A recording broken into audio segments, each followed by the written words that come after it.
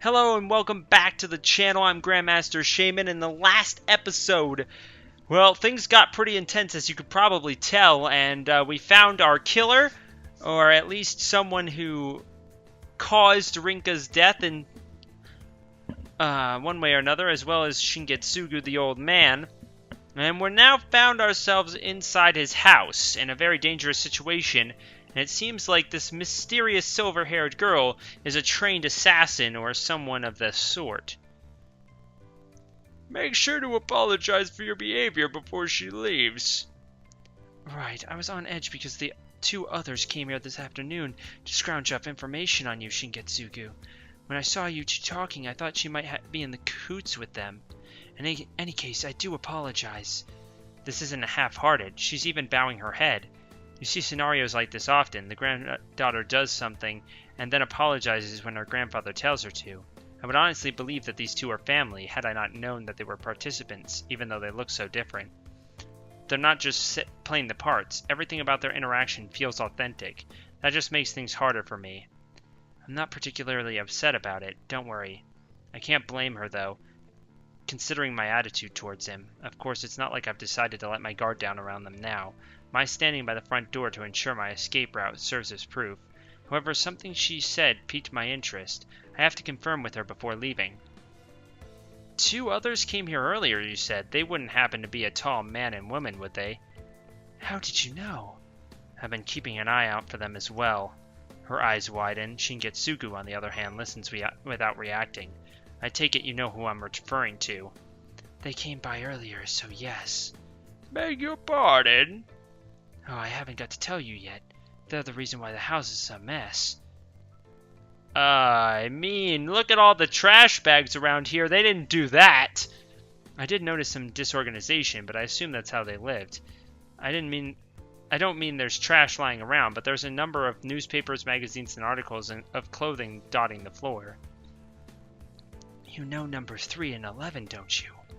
I remember what they look like, sure.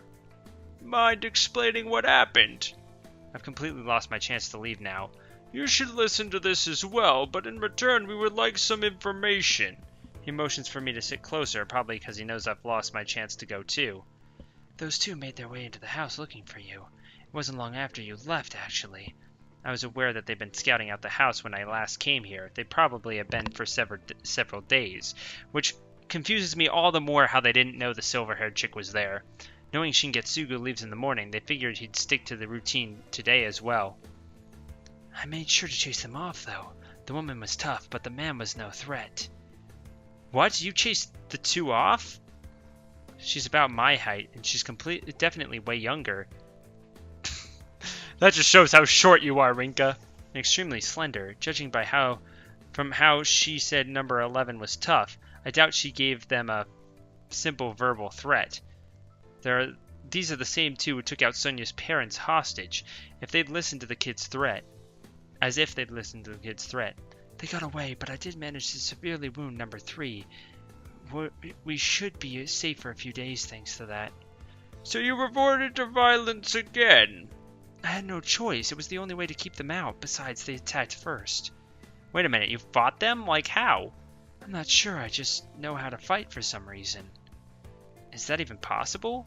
Now I'm suspicious of them again. It's not possible for her to make this up in an attempt to reel information out of me. This one suffers from amnesia, you see. Should you be telling her that? It's hardly an issue. There's little for you to lose by telling her. I'm fine with that, but whatever. It'll be okay. This child had nowhere to go when divine selection began. We started living together not long after our first encounter. I don't remember a single thing about what happened before divine selection. My name, destination, or even why I became a participant. I don't even know the contents of my own personal cards, so there's no point in trying to uncover my cause of death and regret. Not only did I forget why I'm in Japan, but I didn't even know that I wasn't born here until I met Shingetsugu. Amnesia, something we have in common.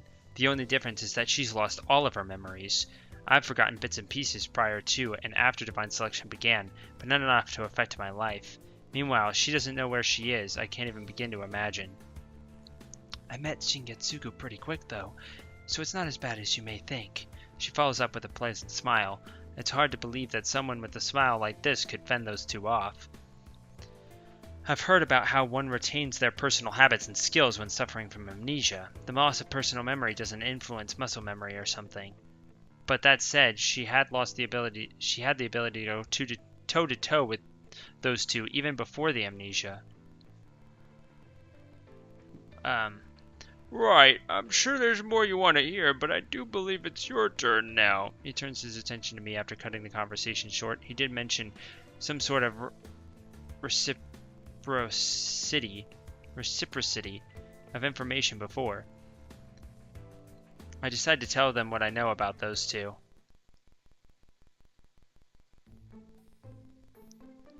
I fully expected participants to resort to extreme measures, but those two totally raised the bar. I tell them about what they did to Sonia and her parents, holding a child's parents hostage in order to make them reveal their information. Sheer brute force. However, I make sure not to mention that I have Frederico's name card. They never mentioned what cards they have, so fair is fair. I guess you had little choice but to retaliate then. See, I know what I was doing. Yes, yes. Here, I'll pat you on the head as a reward. Do keep in mind that you are putting yourself at risk, though. Be more careful next time. Okay, you don't need to worry, though. I won't lose to anyone. Her attitude turns out to be far more childlike than her appearance. From my perspective, she's just a kid who got carried away after giving in a little praise. Still, what she said holds weight if she really was able to fight those two. Her unpredictability is definitely a concern. Sonia, at least, accepted the fact that she was a participant. Those two, on the other hand, care only about living out their lives like normal people. You should totally understand by now we have no intention of taking part in all this. Please don't get involved with us anymore. His choice of words makes me think he's somehow read my mind. I'm not sure if that's intentional, but I'm stunned either way. Then I realize it. They're not normal at all. Even real families would struggle to act as legit as these two do. Plus, they're both participants. This is insane. Those two won't give up, though. They'll be back as soon as number 3's recovered, or maybe even earlier. Eliminating us is the only way they can survive, so they have to return. Are you perhaps worried about us? You came here for information, correct? Why would you bother to worry about us? I don't know, I just do, I guess. That's right. I'm far from normal myself. That's not quite the response I expected after all the talk about finding answers. You really are annoying, aren't you? Not that he's wrong. That's why he's been so calm this entire time. He never saw me as a threat. Are you making fun of him? Not exactly. Oh, no need to worry about that. I see you went shopping earlier. What did you buy? Oh, the washer thing was broken thanks to those two, so I went out to get something for it. I'm not really sure what it is. The clerk recommended it.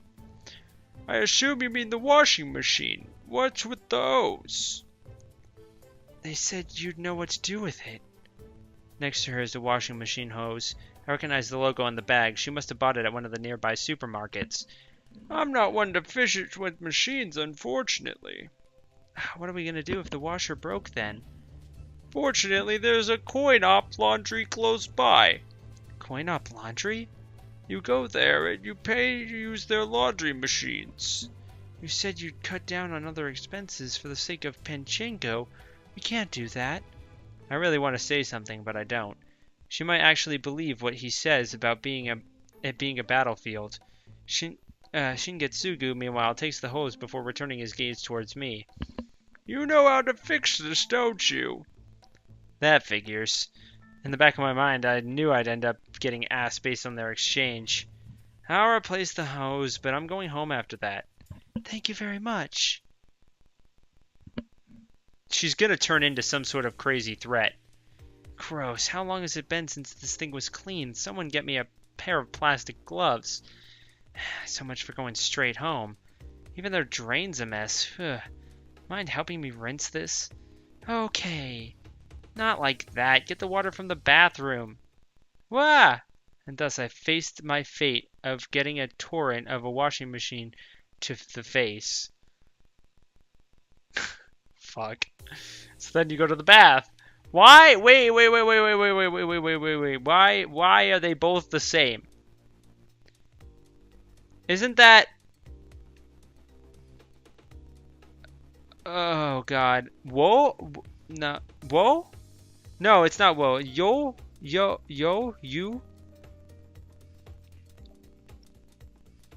What does that mean, though, by itself?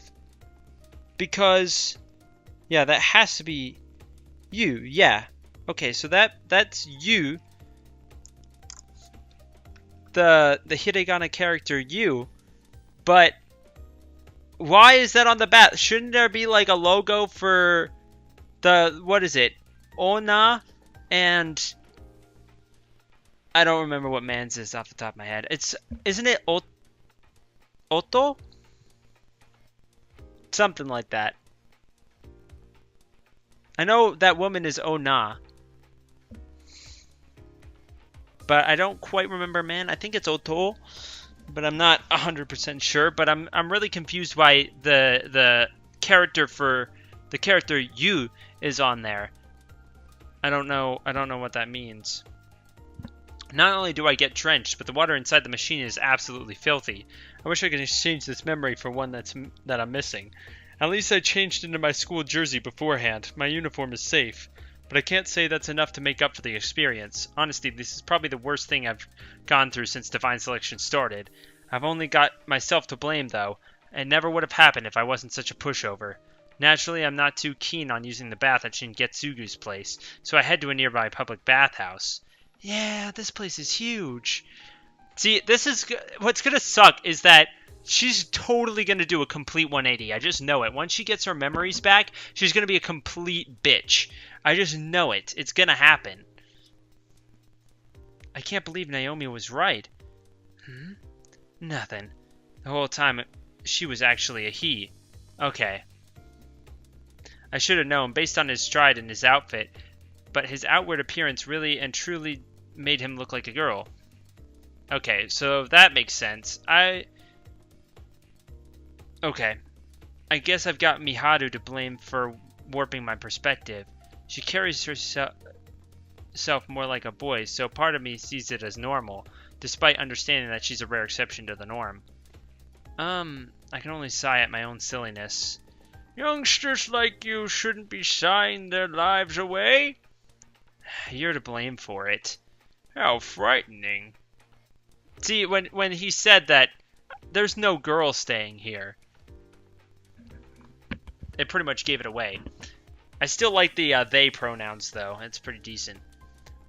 They both tagged along with me to the bathhouse. I guess I should be thankful that he is a boy. Now he won't end up alone in here.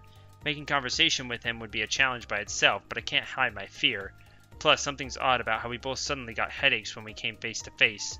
As has to be related to our memories somehow. Come along. Okay. He scurries along behind Shingetsugu. Now that I think about it, Shingetsugu hasn't referenced him by name, maybe to ensure that I don't get my hands on his name card, but it's possible that he simply doesn't know it. I'm not quite sure how I reached that conclusion, but it might explain why I find their relationship so abnormal. Treating someone as family despite not even knowing their name. I'll get some weird looks if I stutter to myself like that here. Less thinking, more washing. Obligatory bath scene! Hey! We can't even escape from it in a visual novel. Just... There's this ongoing thing with me and some people that I know that watch anime about the obligatory bath scene. That's like what we like to call it. Where in 95.7% of anime out there, there is a bath or shower scene. I'm talking about almost all of them. Like really, really, really close to all of them. And we can't even escape it in this visual novel, guys. Oh my goodness. I gotta say, she looks really cute, but why does she have her hair tied up in the bath? That seems a bit odd, don't you think?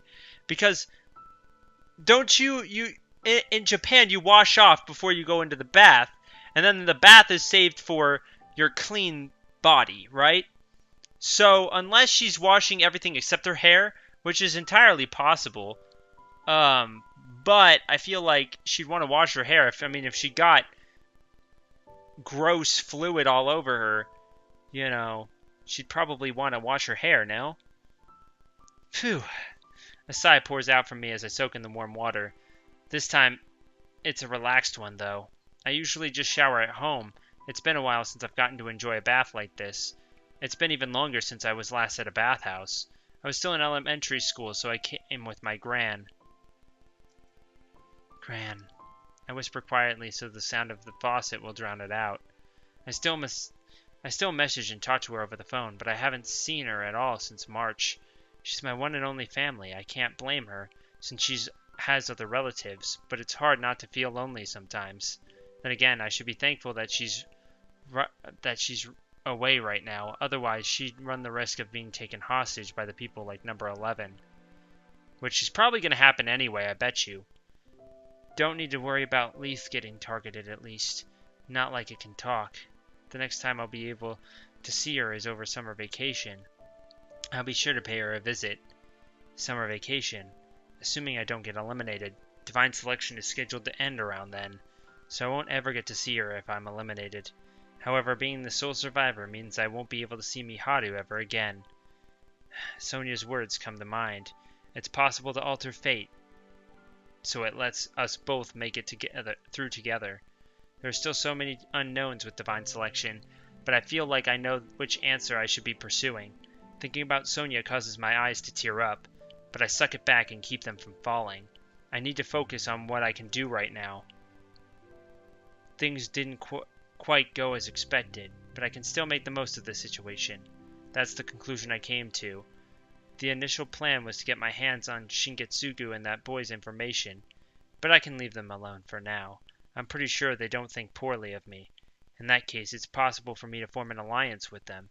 Doing so would put me on level ground against the likes of Alan and number 11. However, I'm not convinced that I have it in me to eliminate those two when the time comes. I feel like I'd struggle with it even now. I lack Miharu's determination. Even if Sonia had asked me to eliminate her, I highly doubt I would have been able to. Let's think about something more pleasant, like the fireworks display we all promised to go see, for example, which happens to take place after Divine Selection ends. It's impossible to influence my thoughts away from Divine Selection, so I resort to counting the droplets of water as they fall from my hair. So her hair is wet, but why is it tied up? That seems so weird. Why would you tie up your hair in the shower? Why would you get back into the same clothes that you were wearing when you got in? That's gross.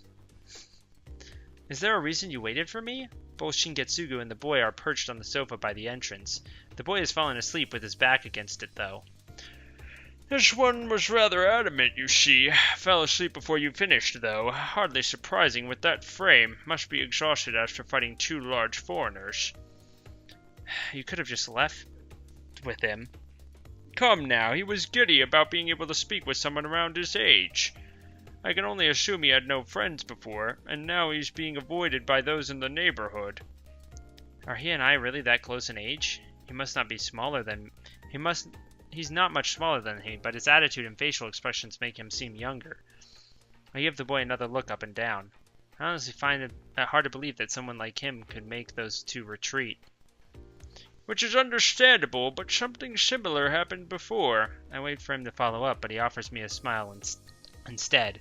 I'd like to go on, but boy am I thirsty. Could you get me some coffee milk? I'd hate to wake him up by moving. Sure. I return after grabbing some for the both of us. I've only bought enough to pay for the bath. Mind if I pay you back later? This is intentional, isn't it? Oh, not at all. Yeah, it totally was. Unimpressed as I am over the old man mooching off someone my age, I'm better off forcing him to keep talking. It wasn't too long after I met him. He had woken up in the middle of the night, so I took him for a walk. I had to use the restroom while we were out, but fortunately a nearby park had one. After taking care of business, I returned to find him gone. His curiosity had gotten the better of him, leading him to chase a small animal. As I wandered around looking for him, 3 young men approached. Not friendly youngsters either. They were the type to prey on old men. Even I was aware that I didn't look well off, but I doubt they cared. They were satisfied with any target weaker than them. One punched me before demanding I give them my money. Another stood by, bat in hand. That's awful. However, he came back during that. After processing the situation, he asked me a simple question. He asked, "Are these people trying to hurt you?" Part of me regrets saying yes. As soon as I did, he wasted no time in hospitalizing all three. I was memorized as he describes the event in detail. He dodged a bat swing and ripped it from the assailant's hands in one motion, following it up with a solid blow to the face. He then struck the legs of the second one with said bat, before smashing them in the face as well. The one who punched Shingetsugu tried to run, but the boy spun around to build momentum before flinging the bat straight into the back of his head. He finished by knocking the final attacker off his feet, jumping on top of him and strangling him unconscious. I didn't even have the chance to make him stop. There was no doubt Shingetsugu would have experienced far worse had the boy not shown up. They would have beaten him up regardless of whether or not he gave them the money. He approached me afterwards and casually suggested we go home. I was gobsmacked, to say the least. But I was not afraid. If anything, I was relieved. I knew I could rely on him not to buckle under the threat of violence. Did you say his body was programmed? Do you think his body was programmed to fight like that? Most likely. He has to be aware of his own size and frailty. I can only imagine what fearsome things lay dormant in his memories. There's no way a child could fight like that without proper combat training and experience. Child soldiers in countries rifle with combat to come to mind. I'm only aware of what I'm seen in the news, but there are plenty of pictures featuring kids holding weapons and engaging in warfare. Assuming Shingetsugu's right, and he might be from such a place, it would explain his cause of death too. Being exposed to a fire seems like it'd be common. But he died from the fire that he caused on the train, I would assume. I truly believe that this child is kind-hearted by nature, though. He fights not for himself, but for my sake. Is that your way of differentiating him from number 3 and 11? This is no comparison, especially not against people I don't know. I'm simply saying what I believe. I can't say much about him, and yet for some reason I can see where Shingetsugu's coming from. Well, we should probably mosey along. Would you be so kind as to carry him back for me? I'd hate to wake him up now. He's doing this on purpose, I know he is. Well, so much for going home. Dude, we haven't seen Miharu in days, and we said see you tomorrow. I mean, I guess we have. It's just, we haven't really seen Miharu in days. We've kind of like, hey, what's up? We're at school, and then, you know. And just like that, I ended up carrying the boy home. We're both a similar size, so I needed to stop and catch my breath every now and again. One thing I noticed is that he's a bit more built than you would expect. Apologies for making you do this, but my poor back just won't allow it. Can you just be quiet, please? How intimidating. Shingetsugu isn't the most pleasant person to deal with, I've gathered. That aside, this kid must be as young as I think based on how deeply asleep he is. Oh. Oh, shit. Mom, why did you have to die? I hear him mumbling in his sleep. His speech differs a fair bit from how he speaks with Shingetsugu, too. I stop dead in my tracks. This might be what I've been looking for. Is something the matter? I had to take a break. I move his attention away from me with that answer. It doesn't seem like he's noticed what just happened. I repeat the boy's word in my head as we're walking along. It has to be his regret. I'm going to assume that his amnesia doesn't restrict the contents of his dreams. In the same vein, it's no stretch to say that he lost his mother at a young age due to where he was raised, which means his regret shouldn't be too hard to guess. I do my best not to think about it any further, though. It'd be best save it for when I get home. Shingetsugu might realize I've obtained number 4's regret card if my book starts to glow here. Ideally, I want to avoid making them wary of me. I can feel the sweat running down my brow. Not from nerves, it's from exerting myself right after a hot bath. I'll have to take a shower once I'm home and have done this. I'm done with this. The bedroom's on the second floor. Could you take him up while I put on some tea? Fine. I sigh again from being forced to carry the boy upstairs despite carrying the whole way home. Tonight's been nothing but sighs. There it is. The bedroom door is half open already, so it's easy to find my destination. I approach the futon and lean him down to let on. He grabs onto my arm. Mom. Must be confusing me with the mom appearing in his dream. His tiredness gets the best of him, though, and he lets go of my arm after. The strength of his gift was shocking. Guess he is a boy after all, even though he looks like a girl to me. Honestly, I shouldn't blame someone for thinking it. Just look at that face. On the flip side, I'd probably be feeling pretty nervous right now if he looked at both his age and his gender. He must be around 2 or so years younger than me, so even if that were the case, I'd probably be fine. What's that? I notice a half-open drawer without the corner of my eye. After I ensure Shigetsugu isn't coming upstairs, I make my way over to it. Oh god. I'm kind of scared. Okay, so she opens the drawer and she was worried that the boy would wake up, but he didn't. I barely see the inside after opening up, so I light it up with my cell phone. Photos. The shelf is full of photos, especially easily over 100. To closer inspection, they're relatively new. The contents are mostly the same, family pictures. Featured in them are an old couple, their grandson, and his parents. The grandfather has to be Shigetsugu. Not one to miss any details, are you? My shoulders stiffen at the response to the quiet voice from behind me. You were taking your time, so I came up to call you down for tea. Come. All I can do is nod without turning around. I was scared. I thought he was like gonna come up with like a bat or something and knock her out or some crazy shit like that. Much like this afternoon, he made tea for me, but unlike then, I take my time drinking it. Too bad that doesn't help it taste any better. I'm sorry for looking at those photos without your permission. I'm the one who left it open, so there's no need to apologize. Might as well say that you're free to eliminate me too while I'm at it. What? There's certainly nothing wrong with an old man like myself getting a few more years out of his life, but truth be told, I'm not concerned about it. With just that, I understand the meaning behind those photos. That's your regret, isn't it? The family that he held so dear.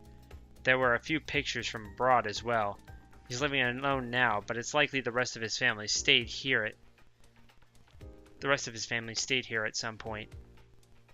An old man like me has no reason to hope for the future. That's why I catch myself wishing to go back to those days. A regret rooted neither in the present nor the future, but the past.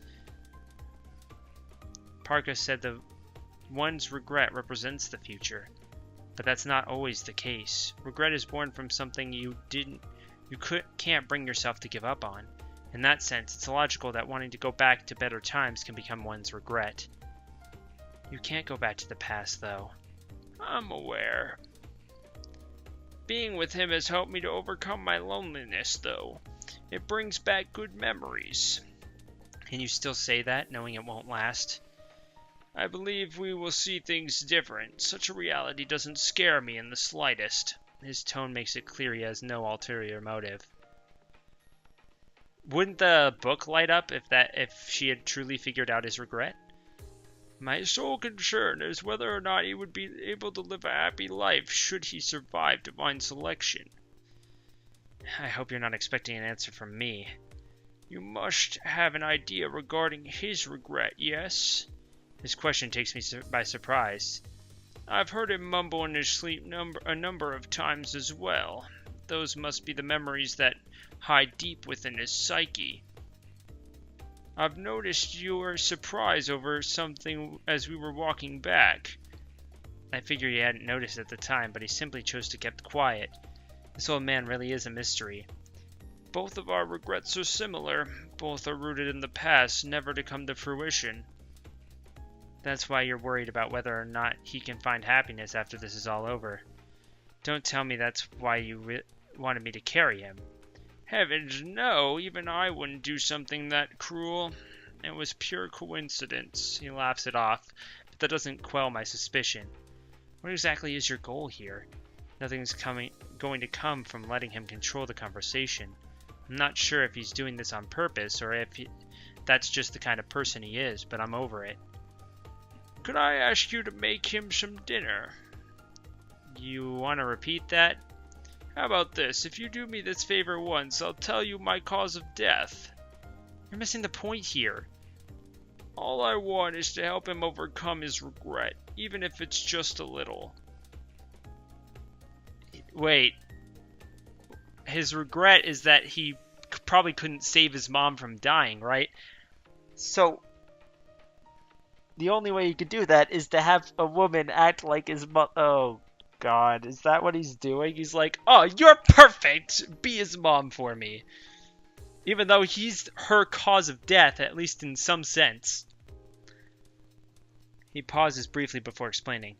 Cooking isn't exactly my forte, to say the least. I've been able to provide him with ready-made meals from convenience stores and supermarkets.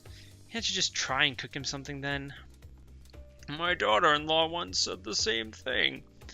So you did live together at one point then? Only for a few years after my son's marriage. My wife passed away sometime before then, so both of them came to live with me. They left not long before my grandchild was born, though. I haven't seen them much since. There's a strange tinge of sadness in his voice as he recalls the past. His regret may have come during the time when they were living here. I've never seen him look so emotional. That's all I need to confirm that his regret is rooted in those days. Goodness, we certainly got off topic. What I'm trying to say is there's no point in it being my cooking. Wait a minute. I finally catch up to why he's so particular about this. Wouldn't happen to be about his mother's cooking, would it? Light spills forth from my bed the moment I asked. It has to be a response to having figured out number 4's regret. But it didn't sign for his regret. So, a regret he'll never be able to fulfill. Shingetsugu cast his eye on my bag for a moment, likely having understood what just happened before continuing. I'm not sure whether he had the opportunity to taste his own mother's cooking or not, but something unexpected happened one day while we were dining out. He was watching TV there, one of those everyday shows that was airing. One of those characters was the mother of a child around his age. There was a scene involving them both where the child looked elated while eating his mother's cooking. Quite your run-of-the-mill scene for such shows. He started to cry as he watched it. He wasn't sure why, so it must be subconsciously stirred up in his forgotten memories. He watched the TV plenty before that, but this is the first time he had such a reaction. Having realized what was going on, my book began to glow, and thus I obtained his card. So that I'm supposed to be a surrogate for his mother? Don't you realize how unreasonable that is? Of course I do. That's why I offered up my cause of death in exchange. His tone turns far more coercive, likely an attempt to pressure me into agreeing. The sudden change is surprising, but I hold my ground and stare him down. It isn't an attempt to hide my surprise or fear. I'm just really angry at him. You only have yourself to blame for your regret. I'm aware of that. His painful acknowledgement is followed by him lowering his head, and lowers it so far that his head almost touches the floor. I realize now that I'm treating this like a deal won't work. But please hear me out. It may simply be an attempt to satisfy my own ego. Even so, I'd like you to make something for him. I need time to think. What's the correct way to respond to this? It's entirely possible that number 4 won't be able to fulfill his regret, even if he lives through this. Not to mention that there's no way my cooking will ever help him to do so. So what happens after I do all of this? Assuming I get Shingetsugu's cause of death and use it to eliminate him, what would happen after that? Is he even thinking that far ahead? I want to do everything I can for him. That statement alone tells me that he isn't. At the same time, it tells me how much he cares. It's the same mindset I had towards Sonia, after all. I'll do it. Really? On one condition. It's already late, so I'll make dinner for him tomorrow. But after that, I'm cutting all ties with you both. So don't hold it against me if I eliminate either of you down the line. Make sure to tell him this as well. Understood. As I've said, I have no intention of going after other participants in the first place. But keep in mind that I won't be able to stop him should he decide to eliminate others. A brief tense silence follows this claim. He isn't bluffing, that much I can tell. That's fine. It pretty much describes the situation as it stands. I answer without much hesitation. My best option is to lower that chance that I become their target. Granted, I've already settled on agreeing to his proposition before taking that into consideration. His desires hits too close to home for me to refute. Perhaps life would have been different if I had been able to handle things like this in the past, he mutters under his breath.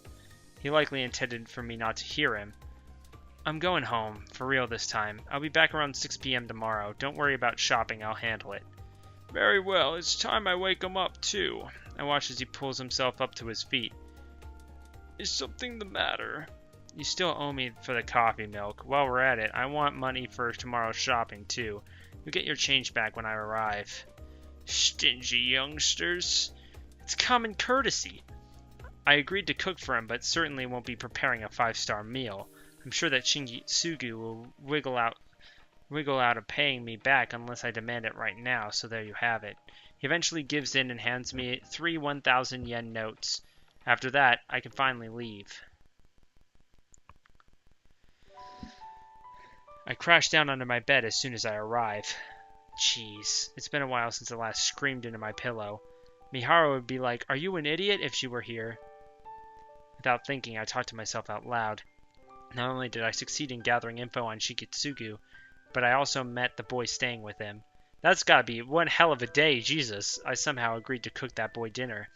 I didn't let myself be influenced this time, though. I agreed to do it of my own volition. Dangerous as it may be to get involved with other participants, there's something far more important to figure out. Do I have what it takes to eliminate after getting this attached? I need to find my answer to that before I obtain all of their cards. Time for a shower. Lucky me, I've gotten used to putting off the questions I can't answer yet. Another obligatory shower scene? No, okay. Alright, so that's about it for this episode. I'm kind of curious as to what's going to happen because I feel like the elimination of the old man will certainly make the no-name kid pissed off. And the combination of him being pissed off plus knowing Rinka's cause of death because he was there, that's a dangerous combination. Well, let me know in the comment section your thoughts about Fatal 12 so far. No spoilers, please. And click that thumbs up button down below for me because you already know your support's greatly appreciated, as well as the subscribe button to prepare for future content. And we'll see you all in the next episode.